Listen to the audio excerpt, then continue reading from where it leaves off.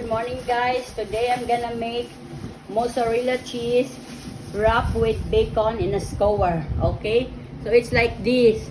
I already did two. Okay, okay, we need brown sugar, the stick, the bacon, and then the cheese I slice like this, and then we need also the bread, sliced bread. I get the crust already. Okay. Okay, have to do like that. Ato naghihimo yung nani guys because kanang para maalihan ng cheese ba nga dili siya melt dayon.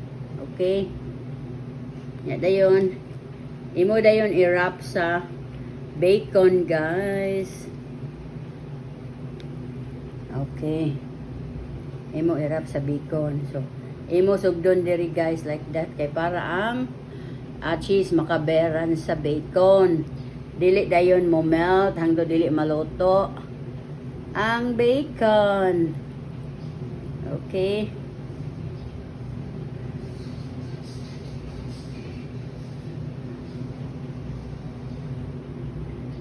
Okay guys, so and then put a stick.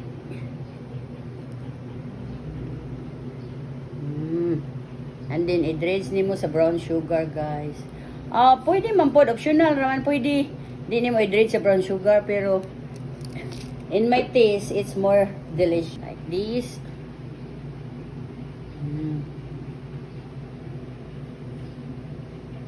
Okay.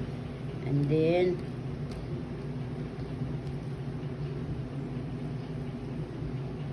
wrap with the bacon.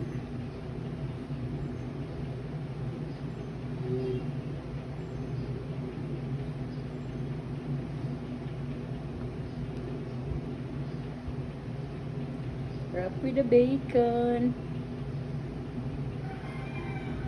Get properly, guys.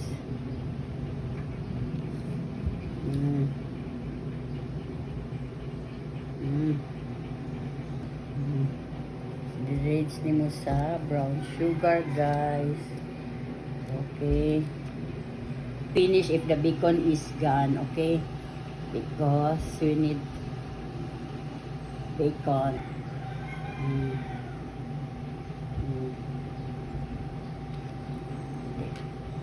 Covered with the bacon.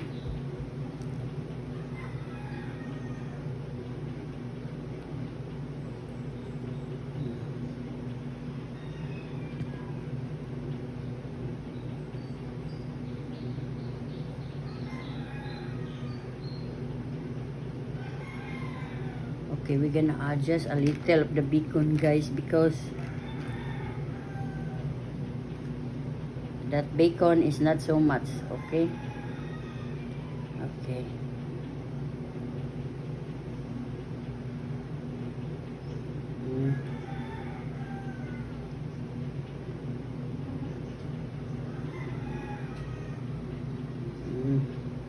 Dredge with the brown sugar. Okay. Okay guys, so let's fry it.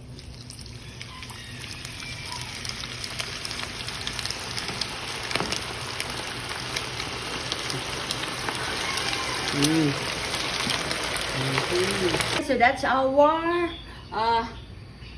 mozzarella cheese wrapped with bacon in a skewer. Mozzarella cheese wrapped with bacon in a skewer. Okay, so I'm gonna taste it. The mozzarella, guys.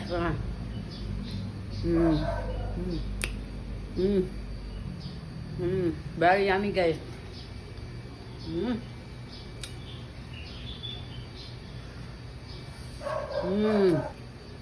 Mozzarella wrapped with bacon in a skewer, okay? Look at the cheese. Super yummy, guys. And then, thank you for watching and see you tomorrow for another recipe. Bye-bye.